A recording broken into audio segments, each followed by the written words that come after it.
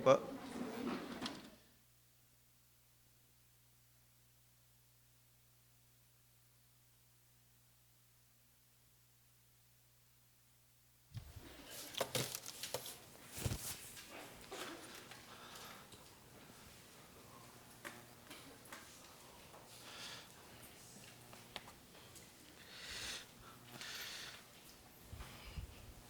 May nakakita ba ng nung manuscript na printed? Parang nawala ko yata. Sorry. Pa-check nga ako na dyan.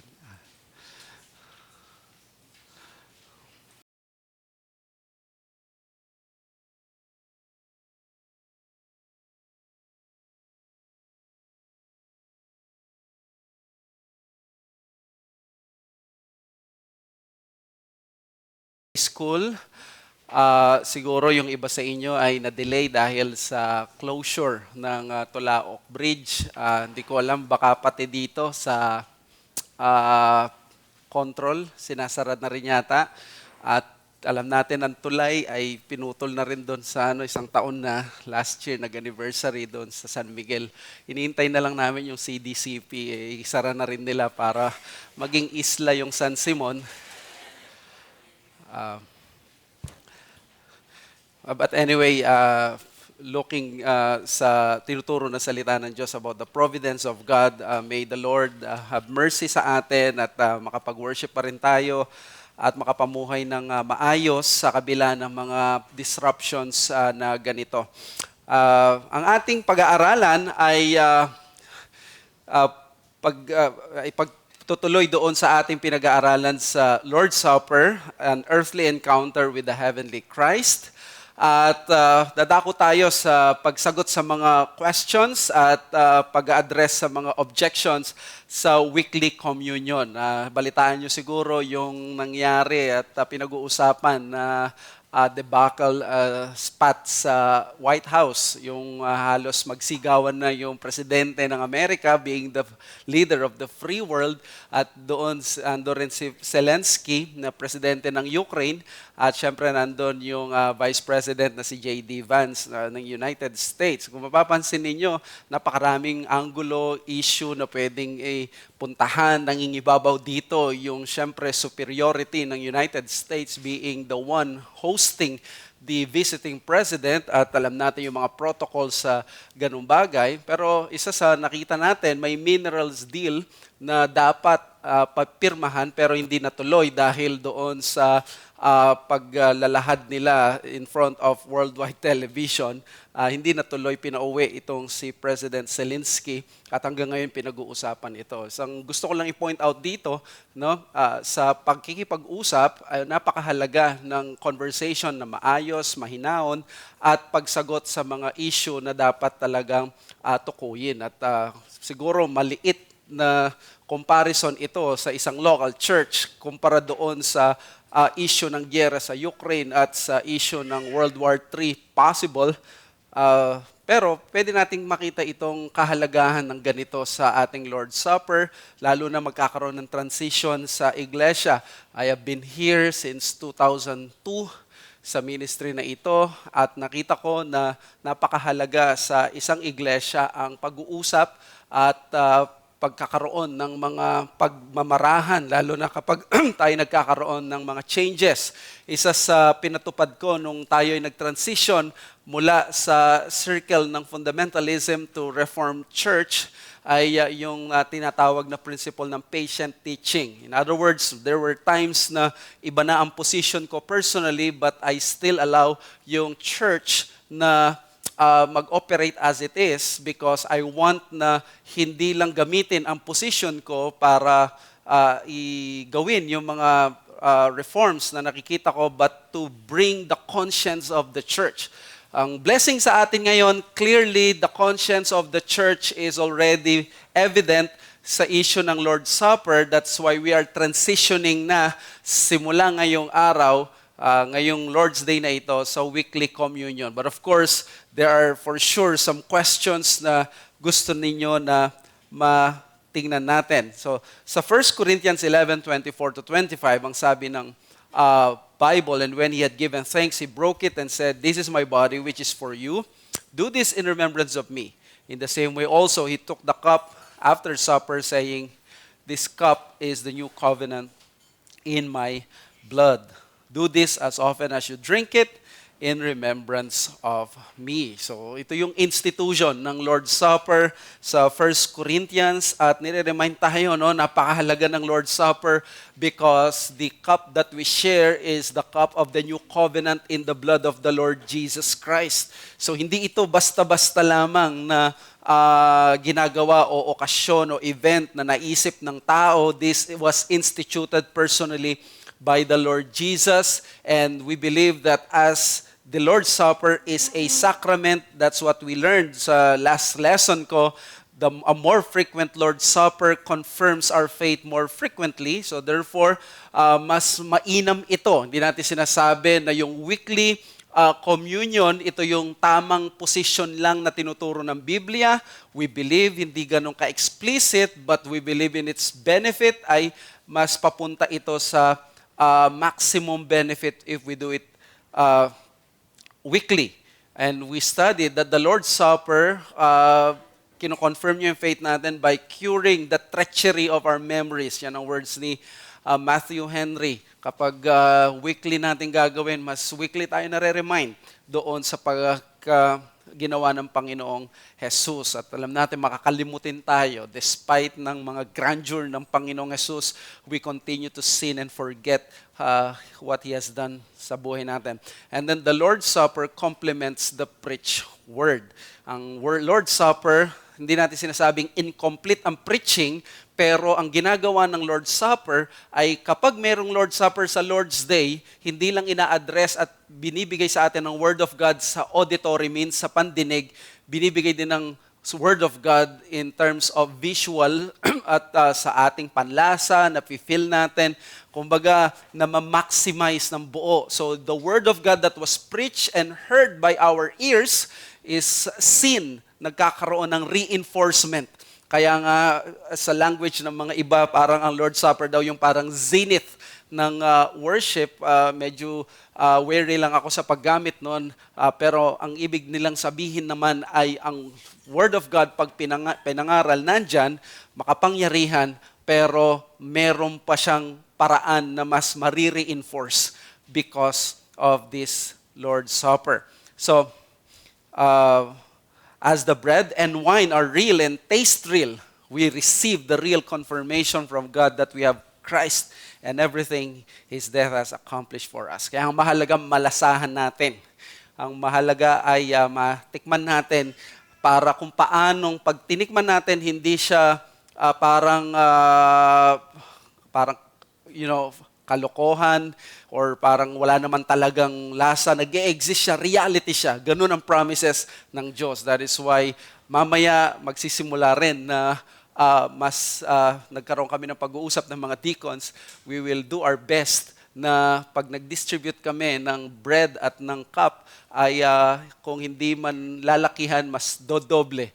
And for sure, even the cup has been doubled already ng content ng sagayon. Mas malasahan natin at mas saturate yung ating mga senses sa ating dila as we commemorate or remember the Lord Jesus. Now, let us proceed sa mga objections sa weekly communion.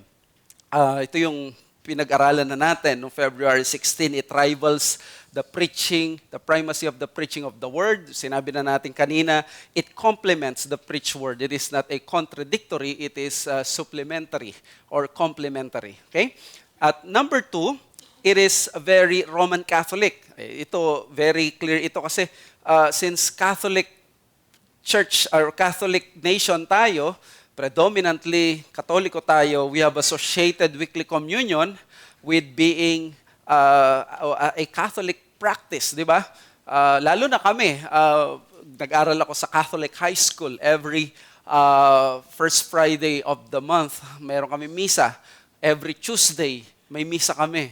Then we are expected to attend ng Sunday Mass. So therefore, sa isang linggo, 2 beses din ako na nakakapagsimba dahil doon sa school ng Tuesday, Sunday, and then pag once a month, merong first Friday. So, every time na may service, merong communion service. Merong pagbibigay ng hostya. Of course, hindi dinidistribute yung cup, yung ano lang. So, alam natin or aware ang marami sa atin, kung maglo-Lord Supper tayo weekly, di ba parang pang-Katoliko ito.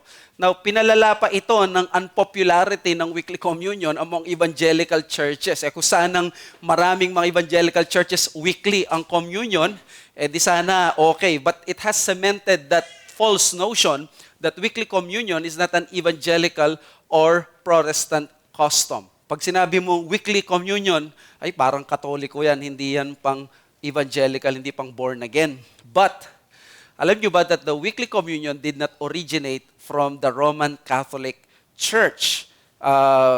Ipapakita ko sa inyo that the Apostolic Church started yung weekly communion. Sa Acts chapter 2, verse 42, they were breaking the bread. That is the language of the Lord's Supper. Sa Acts 20, verse 7, when they were breaking the bread, nag-meet sila ng Lord's Day. Si Paul, dito siya tumagal mag-preach. Di ba, nahulog pa si Eutychus.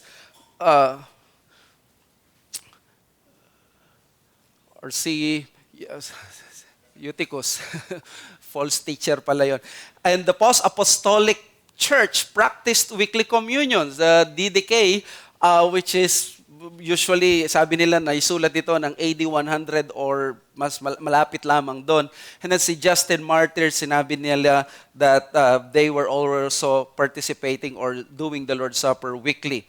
And on the contrary, ang alam natin, ang Roman Catholic Church ang nagpa-participate or nag-observe ng weekly Lord's Supper, but actually the rise of the Roman Catholic Church in history led to the infrequent observation of the Lord's Supper or the Lord's table, especially during the medieval age. So therefore, ang pagiging Catholic Church ng church in general, di ba, nagkaroon ng evolution from small c na Catholic to Catholicism. Ang lahat ng mga Kristiyano nagpo-profess nung Roman Empire, they were called the Holy Catholic Church. Yan ang tawag, kaya may Apostles' Creed. Pero biglang kinontrol ng Roman bishop at naging Catholicism na lahat ngayon under ng Roman bishop. Nung nagkaroon ng official state church or state church noon, mas lumala. Akala natin mas doon ang galing ang weekly Lord's Supper, pero hindi. Nag-lead ito sa infrequent Lord's table. Sabi ni Keith Mattison sa Given for You, Reclaiming Calvin's Doctrine of the Lord's Supper, infrequent communion became the normal practice of the Roman Catholic Church later in the Middle Ages. The Fourth Lateran Council of 1215 required that the faithful partake of the sacrament only once a year. In other words, frequent communion was the practice of the early church, and infrequent communion was the later Roman Catholic innovation. It was against this background that such men as John Calvin and Martin Bucer called for a return to the apostolic Christian practice of weekly communion. Calvin devotes several sections of his Institutes to the argument for weekly communion. So, the mere fact na gusto ng mga reformers na maging weekly, it is because hindi nag-e-exist as weekly nung panahon nila. And they came from the Roman Catholic Church. That is the point here, that the reformers advocated for a weekly communion only testifies to the fact that it was an abandoned practice from their previous church. So that is the second objection na sinagot natin. It's not a Catholic practice. But how about this third one? There's no explicit New Testament command that warrants it. At sinasabi nila Acts, of course, we also say that Acts is narrative, not normative. Ang ibig sabihin ng narrative, salaysay, pagkukwento, and the gospel, the literature or genre ng Acts is history, narrative. Kinukwento yung story ng church. Di ba yung Gospels, ito yung ginawa ni Jesus, ito yung life of Jesus, and then yung Acts is the Acts of the Apostles nung nawala na si Jesus. So both from Matthew to Acts, makikita natin comprise the narrative or the historical side or parts of the New Testament.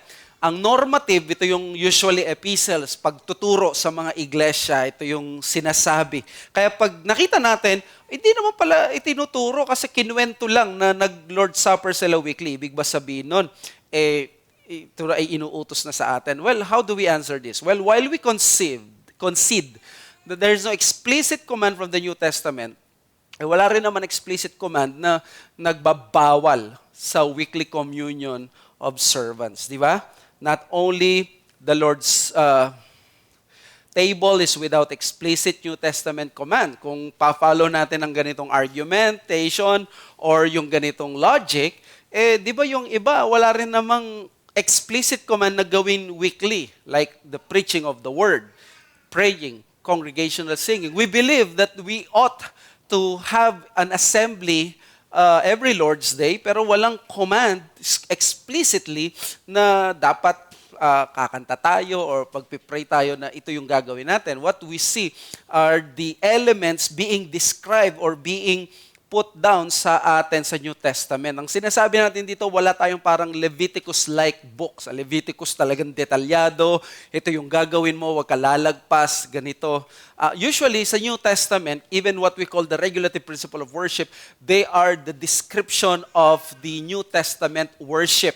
Ito yung parang assessment natin sa pag-worship ng mga New Testament church or New Testament believers. Wala tayong ganong katulad ng Leviticus. So therefore, the New Testament describes, and that is the word I think na mahalaga dito, describes the early churches in its weekly worship, and this grants us the legit wisdom of following their weekly example. Di ba kung ito yung legitimate, ito yung weekly worship nila, hindi masama na gayahin natin unless merong command not to do so. Di ba? Kaya sabi ni Keith Mattison again, instead, what we find in the New Testament are descriptive texts. That's the key. Descriptive texts. Yes, hindi normative texts, but descriptive texts telling us what the early church actually did. And in these descriptive texts, the Lord's Supper is considered to be as much a part of regular worship as preaching, teaching, or praying. Secondly, the New Testament does provide explicit teaching on the nature of the Lord's Supper. The frequency of observance is a natural extension of the church's understanding of the nature of this sacrament. So, itong si Keith, ina-advocate niya that nature determines frequency.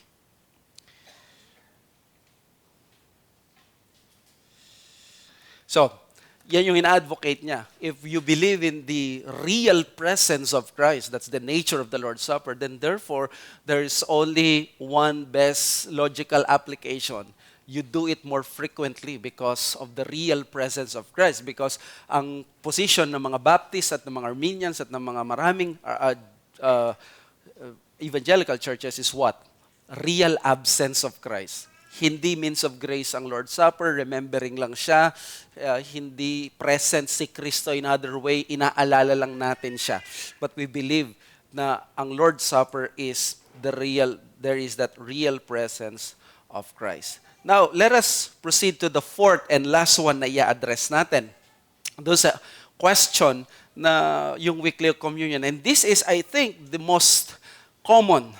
Kapag daw ginawa nating weekly, mawawala na siya ng special meaning. Weekly observance will make communion boring and dull at magiging parang mawawala yung value niya sa atin. And this is the most common of all objections, and also I think this is the easiest to refute. Why? Because, yes, we admit, i-admit natin that there is that regularity and familiarity effect na magle-lessen yung meaning ng isang event, di ba? Pwede naman talaga mangyari yan. Pag masyadong regular, familiar ka na, sabi nga nila, familiarity breeds contempt. So therefore, pwedeng mangyari yan hindi lang sa Lord's Supper at sa lahat ng bagay. But again, this is applied inconsistently and selectively. Ina-apply lamang ang argument na ito ng mga anti-weekly communion sa Lord's Supper. Pagdating sa preaching, pagdating sa praying and singing, these are also done on a weekly basis, yet no one is afraid of losing the meaning and significance of these elements. Kung natatakot tayo mawalan ng meaning and significance ang Lord's Supper because we do it weekly. E di wag na tayo rin na makinig ng sermon weekly. Wag na rin tayo mag-pray weekly or mag-pastoral prayer. Wag na rin tayong umawit when we gather. Baka mawalan ng significance. And di ba nakikita natin yon dahil every Sunday nandito tayo, madalas di natin pinapapahalagahan siguro. So, ang point ko dito hindi yung sige, nakakawala talaga ng meaning ang ganyang bagay. But what I'm trying to point out is it's not on the frequency ang problem. Ang problem ay doon sa receiver, partaker, hearer ng mga elements na ito. Sabi ni Malcolm McLean sa book na The Lord's Supper, I fear it will be no easy task to prove that our way of administering the Supper is agreeable to the Word of God, that its infrequency tends to make it solemn, I do not see. For if it is so, why not administer baptism but once a year also, as it in its own nature is as solemn as the supper? Why not pray seldom, preach seldom, read God's word seldom, that they may become more solemn too? So gusto natin protektahan ang solemnity ng Lord's Supper, then let us not use infrequency as the solution. It is not the solution to make it more solemn, more valuable, more meaningful. Hindi yung madalang mong gagawin. It is not applicable to this sacrament because if you do that, consistently applying this principle, let us preach seldom, let us pray seldom, and ganun din sa iba pang mga bagay. So, therefore, the point is that the Lord's table's frequency does not lead necessarily to triviality, but on the contrary, it can be an indication of a deeper respect to its sanctity. Bakit natin ginagawa weekly? Because gusto nating mawalan siya ng meaning or because we believe in its sacredness. We believe in the real presence of Christ. We value it so much that we want to have a weekly communion. Kung papaanong sa pag-alala natin sa Panginoon or sa ating mga minamahal sa buhay, gusto natin as much as possible makita natin sila palagi. Wag muna tayo magkita for 11 months, once a year na lang para mas ma-nurture yung ating pagmamahalan. Hindi ganon ang words ng mga nagmamahalan. Yung malayo, nagiging malapit. Di ba? Nasaan ba yung mga bumabiyahe dito na malayo? Ayun. So, sabi sa akin, di ba malayo yan pupuntahan mo, lalagpasan mo pa Metro Manila. Parang lapit lang po eh. So, ganito katindi yung you see yung pag may ganitong relationship, there is that kind of magic, di ba? Or ganito yung pagre-respect mo sa kanyang importance. So those are the objections. Now, let us proceed to the questions. Maraming itong mga questions, ang mga susunod na i-address nating questions ay pwede bang mag-Lord's Supper ang Pedo Baptist, ang sino bang pwedeng mag-administer pag wala si Pas, pwede ba kaming mag-appoint ang church? So, i-address natin yan. Pero siguro, ang pinaka-pressing na dapat nating i-address sa moment na ito ay wala nang iba kundi ang issue ng elements. Question on the elements of the communion. Now, bigay ko na kaagad ang thesis. The elements, while important, this is the Reformed position, do not possess any inherent power in themselves. Do you believe that? This is the Protestant position. Walang inherent power ang tinapay at ang wine or yung cup in and of themselves, di ba? So, therefore, ang inire-react natin dito yung extremes ng dalawa. The extremes of the Catholic Church which believes on that doctrine ex opere operato. By the doing of it, it is done. Ang ex opere operato, kilalang doctrine to ng Roman Catholic Church. Pag ginawa ng pahari, wala siyang pakialam. Doesn't matter kung may faith ka o wala. It doesn't matter kung naniniwala ka o hindi. It doesn't matter kung nagmamaktol ka nung nagsimba ka. basta ginawa ng pari yan, ordained ng Roman Catholic Church, inaprubahan ng Roman bishop, meron siya lisensya. Sabi niya, walang makakapagpigil doon. In fact, nung tinuturo ito ni Pastor Noel, naalala ko siya na your hair will stand on its end because ang position official Catholic theology is walang makakapigil kapag dineclare na ng priest ang blessing, not even daw yung mga anghel o even if I'm not mistaken, even the deity. Ganito ka-powerful yung pare kapag binless na niya yung cup at yung bread. Ang ibig sabihin nito, kahit wala kang attitude na naniniwala, applicable ito sa inyo. Kaya sa Catholic Church, kahit wala sa heart mo ang mag-attend ng simba, nandun pa rin ang blessing. Yun yung ibig sabihin ng ex opere, operato. So, ang Lord's Supper sa kanila ay may power. Bakit? Kasi nga, kahit wala sa'yo, yung bread and water magically nagiging literal na katawan at dugo ni Kristo. By the virtue of the pronouncement of an ordained Roman priest, ito yung nangyayari. Kaya para sa kanila, kahit na sobrang powerful nito na magkakaroon ito ng effect. So regardless of your personal spiritual disposition, the bread and wine dispense grace to the partaker. Yun ang keyword. Nagdi-dispense siya ng grace. Kaya nga yung sacraments ng Catholic Church, 7 sila, nagdi-dispense ng grace ang mga yon. At ang sabi ng evangelical or ng Reformed position, no, hindi nagdi-dispense ng grace yan in and of themselves because ang sacrament ay means of grace, hindi source of grace. Padaluyan lang. Kailangan, meron ka pang kailangan na bagay doon. No, that's extreme position of the Roman Catholic Church. The other extreme position na gusto nating labanan, is the position of the typical evangelical church. The doctrine of the real absence. Kung kanina yung ex opere operato, ito naman yung real absence. Dahil real absence, it removes any possibility of making the elements as means of grace kasi purely memorial. So hindi siya magiging daluyan ng biyaya, hindi siya yung seal and sign and seal na kung ano yung sinisignify niya, yun yung nare-receive mo. Na kapag kinain mo yung tinapay because it signifies the thing, yung bread na yun, it signifies the thing na pinopoint niya, yung sign na yun, pag kinain mo yun, you receive the body of Christ. Not literally, but spiritually. Because that's the Reformed position. Pero ito, real absence. Hindi mo natatanggap si Kristo, naaalala mo lang siya. So, hindi siya means of grace. So, again, that's another extreme. Sabi ni Matheson, for Calvin, the sacraments are not means of grace because grace somehow resides in the sacramental elements. The sacraments are means of grace, according to Calvin, because the Holy Spirit uses them as His instruments. If the Holy Spirit is not present and working in them, the sacraments accomplish nothing. If faith is not present in the recipient, the sacraments are ineffectual for that person.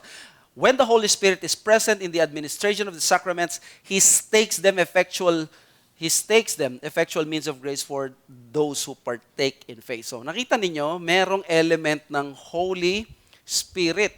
Kung walang Holy Spirit, ang ating Lord's Supper, means of grace, walang halaga. So therefore, hindi po pwede yung ex opere operato na kahit wala kang pakialam. Kailangan nandun ng Holy Spirit to let the grace flow. So nakita po natin, kaya kahit mag-partake ka ng Lord's Supper, kung wala kang proper disposition, wala yung Holy Spirit, kung hindi ka ligtas, wala kang Holy Spirit, it doesn't matter, it's not applicable to you, it's not efficacious sa iyo. Okay? Another, si Barcelos, the Lord's Supper as a means of grace.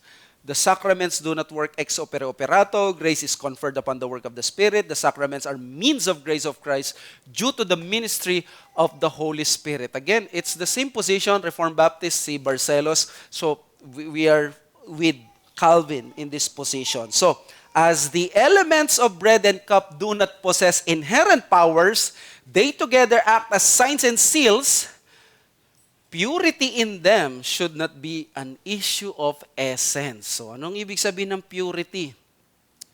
Total, yung bread at saka yung drink o yung cup, hindi naman pala yun Wala naman palang pinanggagalingang power yon, inherent power.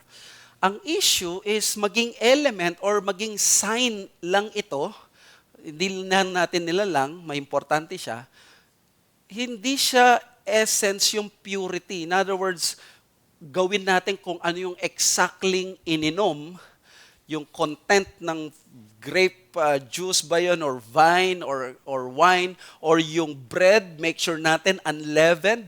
In other words, wala dun sa purity ng substance ang key sa Lord's Supper. It is not of the essence. So therefore, pwedeng gamitin yung loaf bread na may lebadura, na may leaven. Pwedeng gamitin yung Mara Skyflakes or gamitin yung ganong bagay. And also, doon sa cup, pwedeng gamitin, I believe, yung anumang pwedeng mag-resemble doon sa ginamit ng Panginoon sa Matthew 26. It's not the purity that is involved dito sa magandang book ni The Lord's Supper, ni Schreiner Crawford. Maraming articles to, iba-ibang mga positions. My point is that an argument based on purity is unhelpful since it can be turned either way. The scriptures make no point concerning the purity of the liquid used. In fact, the biblical emphasis does not fall on fermentation or the lack thereof. Rather, this element is typically referred to simply as the cup. That is the term used consistently by Paul in 1 Corinthians. It is also the term used by Jesus in the Gospels as he instituted this rite. Jesus then referred back to the cup as the fruit of the vine. I am not saying that wine was not used. Surely it was, since some of the Corinthians got drunk. So, anong ginamit ng Panginoong Jesus? O ginamit niya wine? Kasi even the Corinthians, sabi sa 1 Corinthians 10:21, they got drunk. In other words, they were using wine. Pero ang gusto ko ipagtanggol dito, hindi nagkakasala, I believe, ang isang church kung gagamit sila ng Welch grape juice. Hindi sila nagkakasala kung gagamit tayo ng Monay, and ginagamit ng marami para sa kanilang Lord's Supper. But then again, ang issue pa rin is what? Dahil ba dito, magkakaroon tayo ng promulgation na since hindi pala kasalanan or hindi naman mali gumamit ng grape juice, gagawin ba natin ay enforce natin o grape juice na lang sa lahat? Well, the question or the issue is, if the elements are important, is using wine a legitimate and biblical practice? May mga napasmile sa inyo, pero I'll go ahead. Well, most Christians believe that any use of alcohol drink is sinful. At yun ang katotohanan, di ba? Yan ang katotohanan. So, many believe na ito ay sinful so that, wait lang.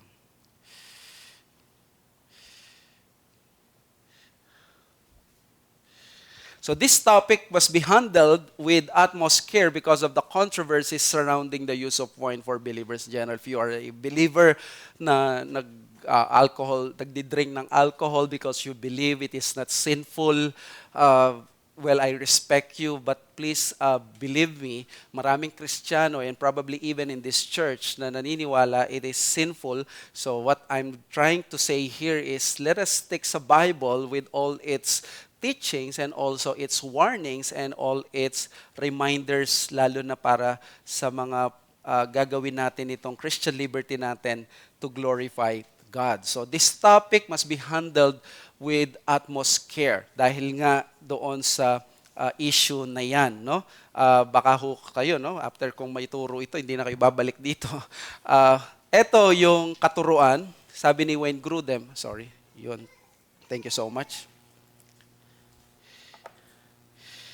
So, sabi ni Wayne Grudem, the abuse of alcohol is one of the greatest evils in the world today. Yan ang sabi niya sa aking bagong kabibiling Christian Ethics. Napakaganda ng book na ito, by the way. It's an exposition, mga issues based on the Ten Commandments. Sabi niya doon on the issue of the use of alcohol, people lose their jobs and destroy their careers. Studies have documented the heavy alcohol use increases absenteeism as well as presenteeism, the act of showing up at work sick, decreasing productivity. People have much a higher likelihood of liver disease, pneumonia, cancer of the esophagus, internal bleeding, and suicide. Nearly 140,000 people die from alcohol-related causes annually, making alcohol the fourth leading preventable causes of death in the United States.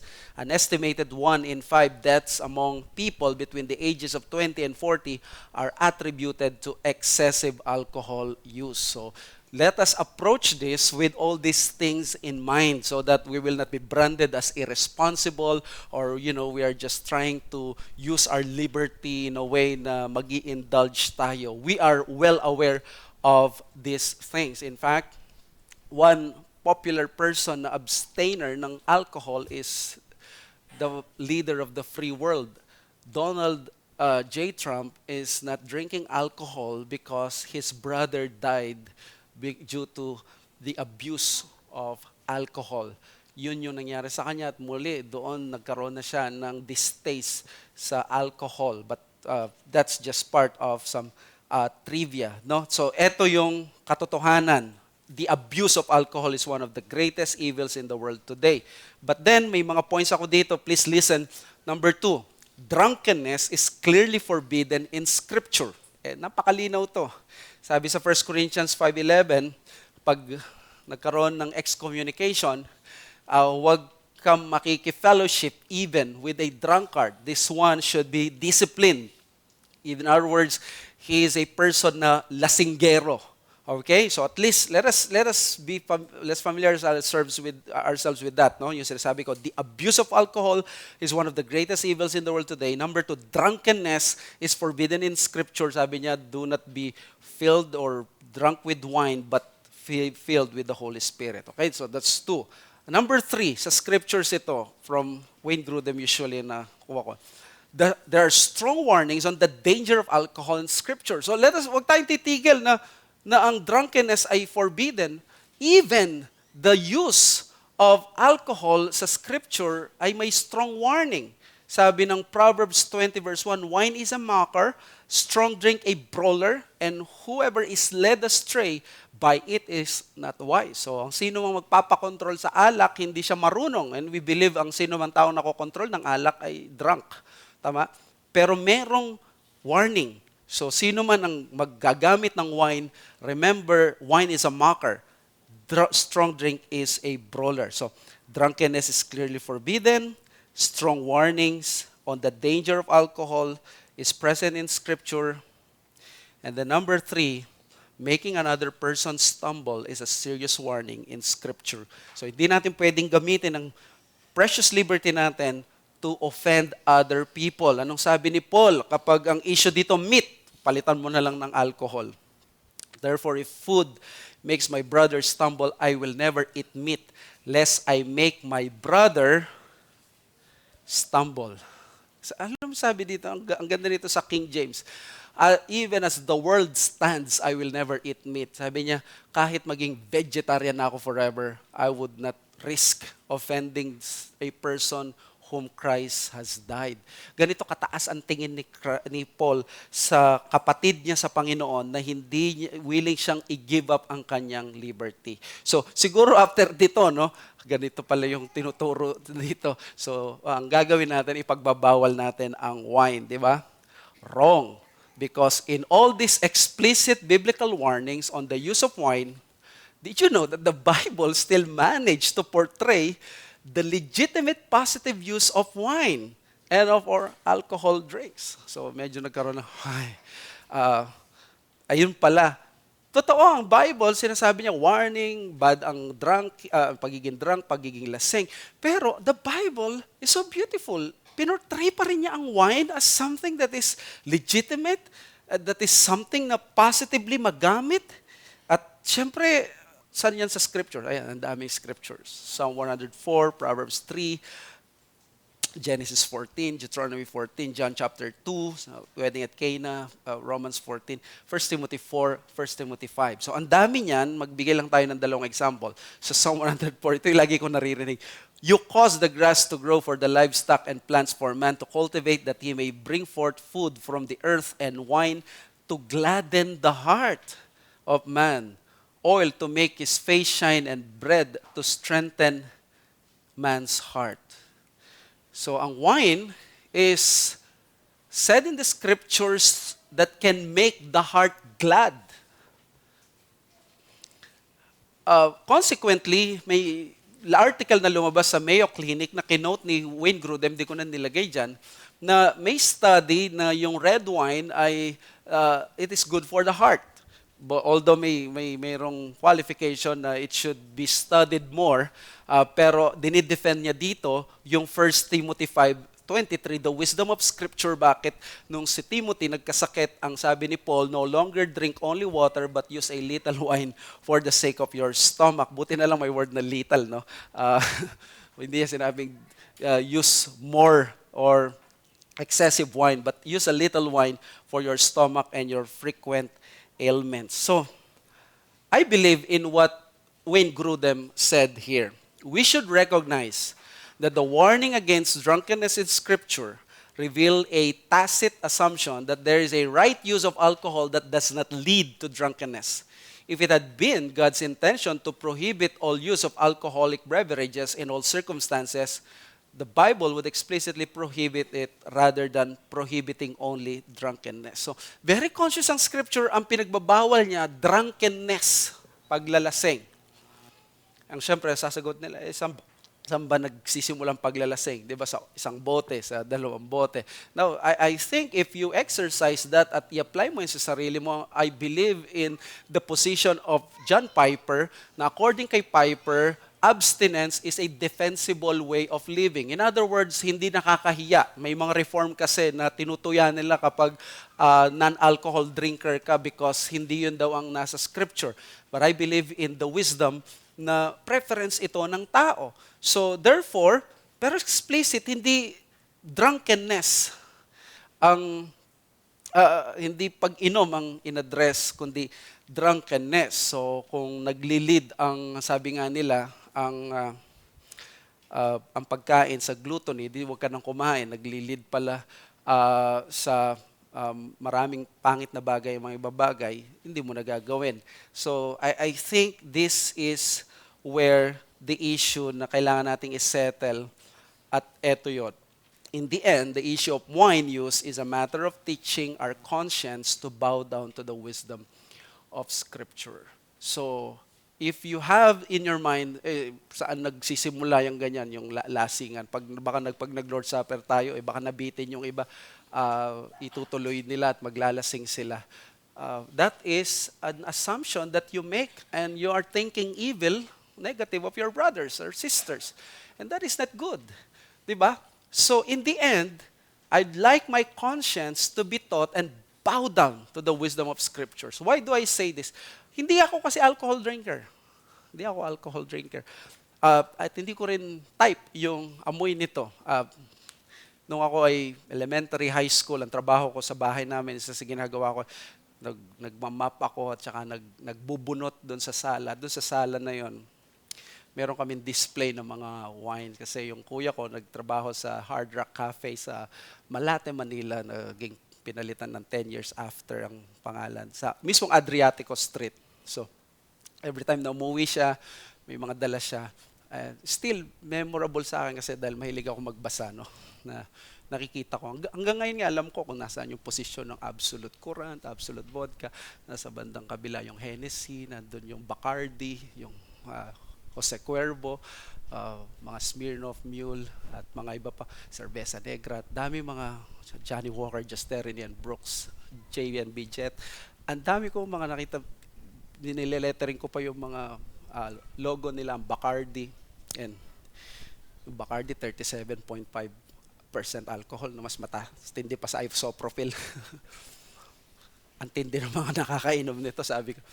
Siyempre, naamoy ko yun, inaamoy ko yun. Siyempre, nakita ko kung paano nangyayari kapag nagiinuman sila, kung paano yung decision-making nila nangyayari. So, hindi siya naging attractive sa akin. And I did not like yung amoy.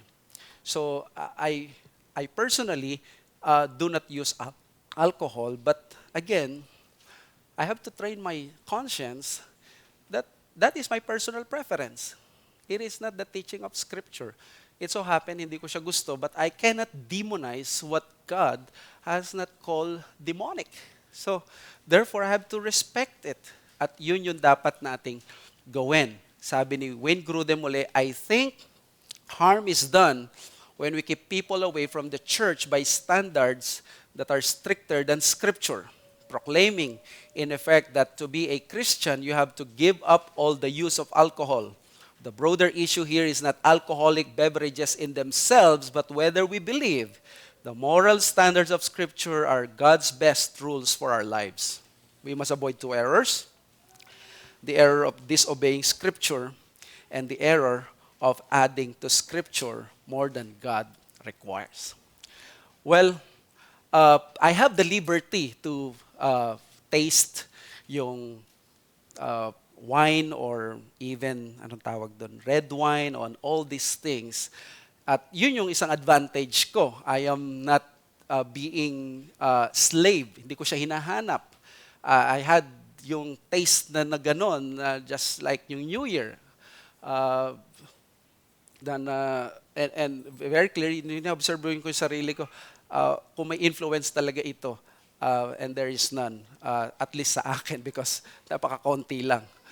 Pero I found myself na I have to take a bath ng 3 a.m. Ganun yung feeling ng nakakainom ng ganitong substance. It has some good things, it has also some bad things. So ang gusto ko mangyari sa atin, mga kapatid, is let us use our conscience and let us allow our conscience to bow down to Scriptures. Let us not call evil what God has not called evil. Nasa probinsya tayo, I believe that. May mga iba dito, siguro yung mga ibang mga kapatiran dito, mas galing kayo sa culture na walang problema sa wine. But let me tell you, nandito tayo sa church, that there are some people that they have associated in their minds yung wine and yung alak is connected with revelry, with, alam mo yon, masasamang ugali or masasamang gawain, naglilid sa ganito.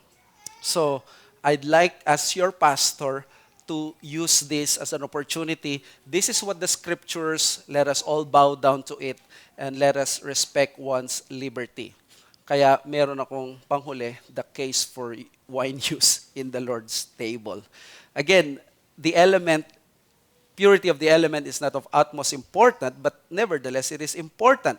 Kaya gusto ko sabihin, the bread can be both leavened or unleavened. The cup can be both wine or any drink that may resemble the fruit of the vine. But we must not be afraid to utilize what the Scriptures plainly and explicitly teach us, despite our preconceived ideas and sentiments. Kung akong titingin nyo, I'm very content sa grape juice. But, again, this is not the position of Scripture. Ang Scripture, hindi niya tinitingnan negative ang wine. At ang wine talaga ang ginamit sa Scripture. So, sino ako ngayon para ipagbawal ito? So, number one, the testimony from history. The use of wine, alam niyo ba sa Lord's Supper, was not in dispute for 1,800 years. So, simula noon hanggang 1900s or 1800s, walang issue sa wine. Ito yung ginagamit, universal practice ng mga church traditions, Catholics, Eastern Orthodox, and Protestants. Even the Reformers were comfortably in unison in the teaching of the use of wine. Dami lang pinag-usapan sa Lord's Supper, nag-away sila, Calvin, Luther, Zwingli, pero pareho sila na wine ang issue. Hindi issue sa kanila yung wine. Even the confessions or Reformed theologians, si Torretin, Abrakel, Edwards, Witsius, Hodge Warfield, John Murray, Louis Berkhoff, mga Reformed theologians yan. Even our confessions and catechisms, Belgic, Heidelberg, Second Helvetic, the Westminster Confession, or yung mga Baptist na saan, nag-grape juice pa rin.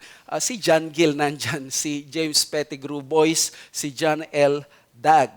mga kilalang Baptist theologians yan. So they all advocated for the use of wine.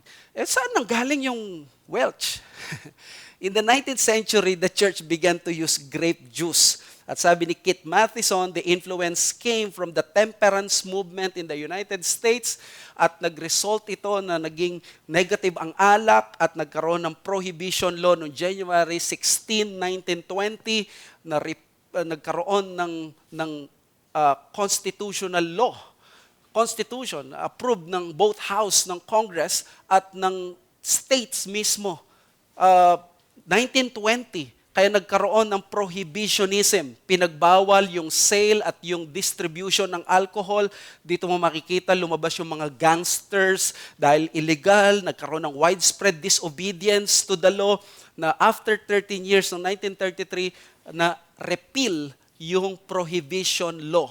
At yung mga dispensation, mga fundamentalists ng 1920s, sila ang nagpatuloy ng battle laban sa alcohol. Okay?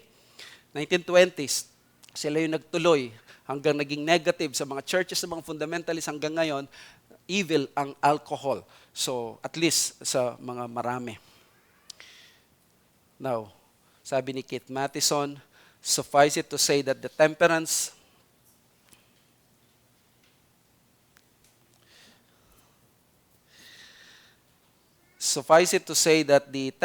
movement was a moral, political, and cultural failure. The movement failed culturally because it shared one of the flawed presuppositions of Christian liberalism. It placed the responsibility for sin in an external object rather than in the human heart. Getting rid of alcohol did not and could not get rid of sin and evil in the heart of man.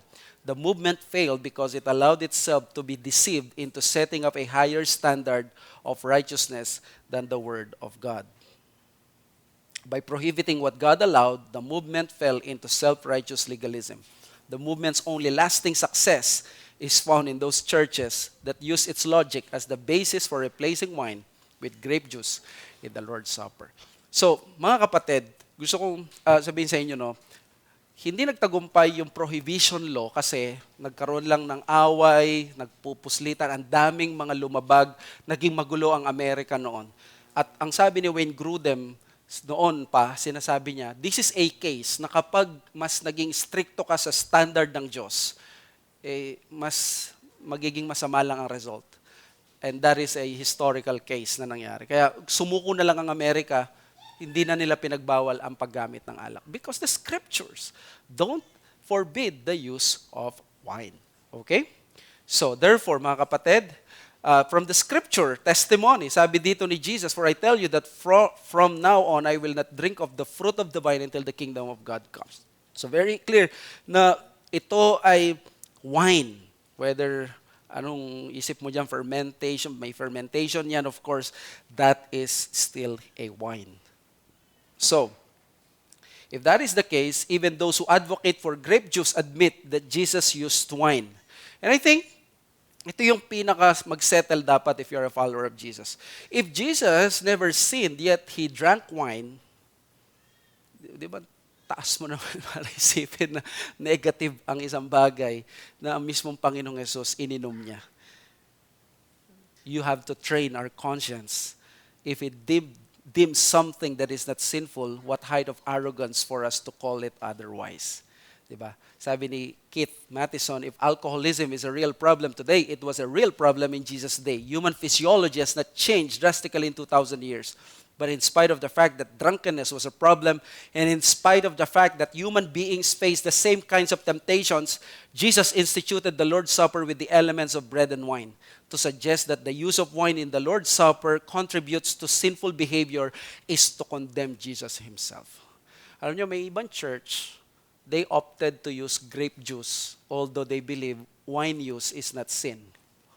And they asked me, bakit maggagamit ng wine sa Lord's Supper sa SABC? Ang position is mag-adjust yung mga nag-use ng wine to cater those who cannot use it. So let's use everyone, tayo lahat ng grape juice. What I'm doing to you is I'm trying to train each other's conscience. Hindi ko gustong mag-adjust lang yung isa Ang tinuturuan ko ngayon mag-adjust yung mga iba. Kasi for some, ang nagiging abuses sa Christian liberty is nag-a-adjust lagi yung strong for the sake of the weak. Pero responsibility ng pulpit to instruct the weak so that they can adjust themselves at hindi sila ma-offend sa isang bagay na hindi naman kasalanan. And I think that's my responsibility as a pastor. So, for the sake of biblical faithfulness and pastoral sensitivity, number one, we will use wine because the New Testament used it. That's biblical honesty and fidelity. Number two, kayo mag-alala, we will use grape juice for others, for pastoral sensitivity. And number three, we'll continue to train our consciences. This is the moral challenge. Dapat pareho tayo nag-a-adjust. Okay? So mamaya po, magsiserve tayo sa Lord's Supper natin. Wine, grape juice, nasa sa inyo. You respect those who will get that red wine na binili namin or that grape juice na binili pa rin natin. If you are not a wine drinker, you don't have to be a wine drinker. Just like me. Hindi mo kailangan pasukin yung isang bagay. Hindi, just gusto mo lang maging katulad ka ni brother. Astig yata yung ganito, no? Magpapatato na rin ako. Walang masama sa ganung bagay. Lahat ng mga bagay na yun. But you don't do that just to be in or to be like these other people. You do it because it is your liberty and you think you glorify God sa ganon. Okay? So, the weak must not manipulate the strong, but labor on to train their consciences according to the Word of God. And also, the strong must resist flaunting their liberty for the sake of others. At dito ako kailangan na nagsasabi, maging conscious tayo, lalo na sa paggamit ng social media. We are not in America, we are not in other places. We belong in a church, in a community where at least dito, mga clergy, they are expected not to drink Red Horse. Totoo yun, dito sa Pampanga. If they would see me, flaunting those things, for sure, may mga ma-offend. So, ang point ko lang dito, and lastly, every Lord's Supper, there's a more potent spiritual food for our souls in our church. Hallelujah. So, I hope that this has settled the case at marahan na makakapag-Lord's Supper tayo with these changes. Some quick questions. Let's pray. Father, we thank you sa lecture namin. We ask that you continue to minister to us at yung mga sensitive na mga bagay na ito, we won't be used by the devil to offend others and also not to encourage indulgence on the part of others. May we always seek moderation and may we always seek what glorifies you at mamuhay kami not as individuals trying to indulge our liberty but also as believers in a community trying to bless others. So thank you so much for these things we ask in Jesus' name. Amen.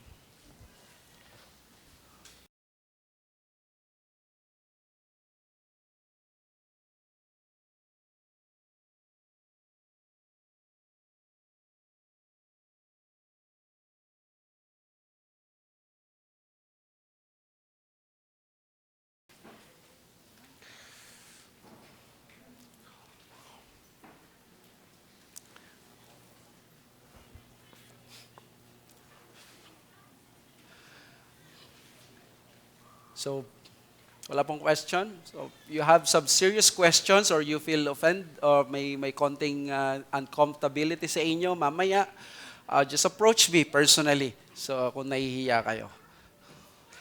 Gusto ko lang din palang sabihin, no, dahil magkakaroon tayo ng addition, mayroon tayong red wine, tsaka mayroon tayong grape juice. Kasama sa commandment number 3 sa Westminster Shorter Catechism, yung taking the Lord's name in vain, not lang yung literal name, but even yung sacraments, promises, yung pagtatawanan natin at gagawin natin joke, yung mga bagay na mahalaga sa Panginoon. At yun yung tinrain din namin sa family worship namin, let us not parang pagtawanan ng mga promises, ang mga, hindi lang yung pangalan mismo. Kasama yun, yung pati yung Lord's Supper. So I hope we don't hear na magbibiruan tayo o bitin tayo. Let's, mamaya, pagtatawanan natin. Let us be conscious, maging solemn tayo. That the wine is not intended for us na parang i-flaunt or, we were just trying to be biblically faithful. Okay, so if you have no questions, let us take our break. Thank you.